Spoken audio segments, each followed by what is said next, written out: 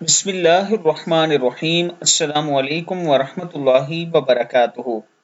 جس سے کوئی گناہ سرزد ہو جائے، رسول اللہ صلی اللہ علیہ وآلہ وسلم نے ارشاد فرمایا، جس شخص سے بھی کوئی گناہ سرزد ہو جائے پھر وہ خوب اچھی طرح وضو کرے، 2 رکعت نماز پڑھ کر اللہ تعالیٰ سے مغفرت مانگے، اللہ تعالیٰ اس کی مغفرت فرما دیتے ہیں۔ لیکن شرط یہ ہے کہ توبہ خالص ہو، اور خالص توبہ یہ ہے کہ جس گناہ سے توبہ کر رہا ہے پہلے اسے ترک کرے، اس پر سخت ندامت کا اظہار کرے، آئندہ اسے نہ کرنے کا پختہ ارادہ کرے، اور اس کا تعلق بندوں کے حقوق سے ہے تو اس کی تلافی بھی کرے۔ ابن ماجہ، یعنی کسی بندے کے ساتھ زیادتی کی ہے تو اس بندے سے بھی معافی مانگ لے۔